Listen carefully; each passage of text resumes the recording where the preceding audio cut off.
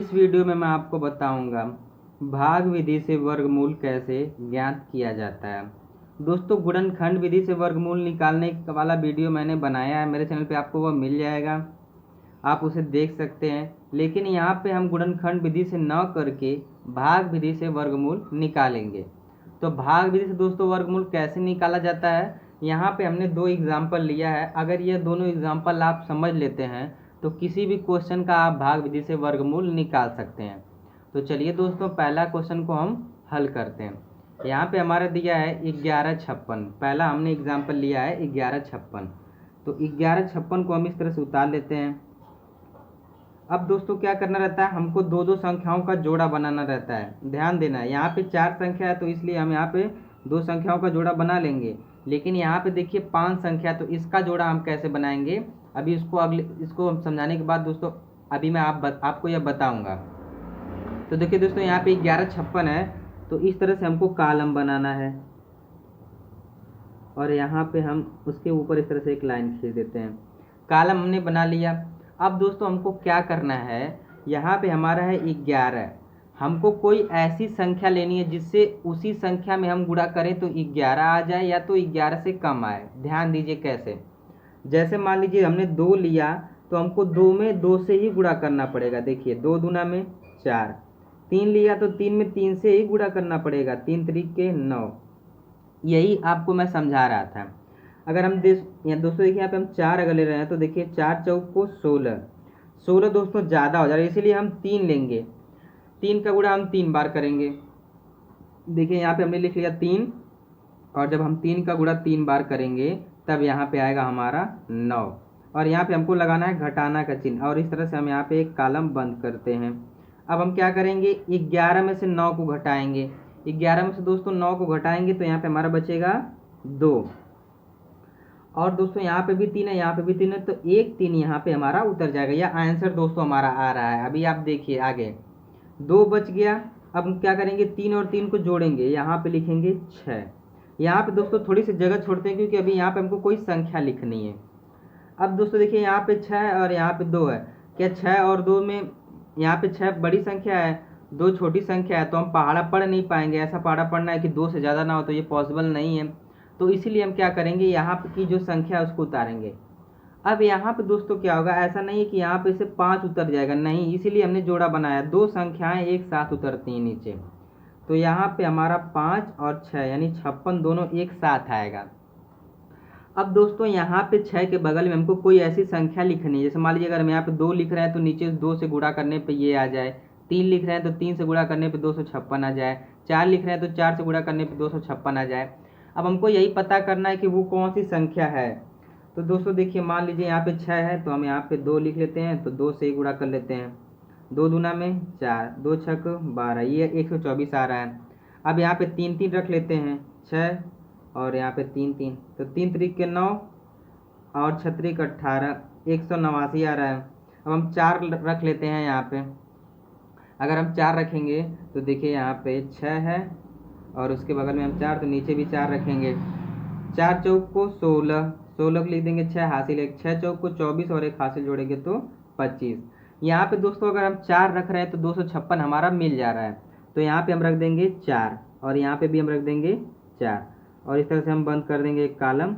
और यहाँ पे आ जाएगा हमारा, यहाँ पे 4 से हम गुणा करेंगे 64 में तो 256 हमारा आएगा। अब दोस्तों देखिए 6 से 6 कट गया, 5 से 5 कट गया, 2 से 2 कट गया, तो यहाँ पे हम कर देंगे कट पिट। और यहाँ पे 4 4 समान है तो यहाँ पे हम लिख देंगे 4। यही दोस्तों हमारा है भाग विधि से वर्गमूल ज्ञात करना। यहाँ पे दोस्तों जो हमारा 34 आ गया, यह 34, यह दोस्तों हो गया हमारा आंसर। यहाँ पे हमारी है 5 संख्याएं एक साथ। तो दोस्तों यहाँ पे 5 संख्याएं दी है, तो इसमें जोड़ा कैसे बनेगा समान समान दो दो का, चलिए इसको हम हल करके सीखते हैं। सबसे पहले दोस्तों हम इसको उतार लेंगे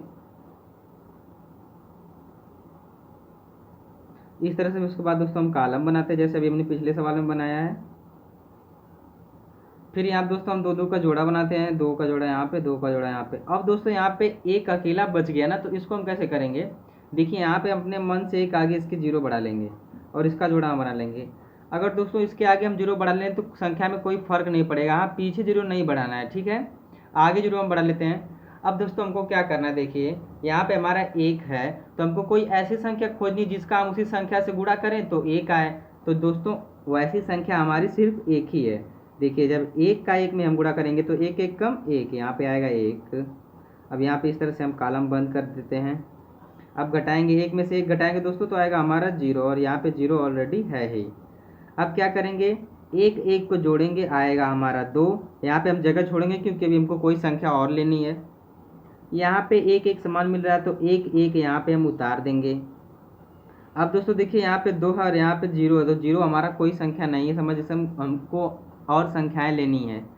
तो यहाँ पे हम क्या करेंगे, 98 एक साथ उतारेंगे, दोनों संख्या एक साथ उतरता है दोस्तों। अब हम क्या करेंगे, कोई ऐसी संख्या लेंगे जिससे यहाँ पे अगर हम संख्या वो लिखें, जैसे मान लीजिए 2 ले रहे हैं तो यहाँ पे 2 लिख के गुणा करने पे 98 आए। तो दोस्तों 2 अगर एक बार हम देख लेते हैं, मान लीजिए 2 लिए तो 2 का गुणा 2 में करेंगे, 2 दूना में 4, 2 दूना में 4 नहीं आ रहा है, 44 आ रहा है।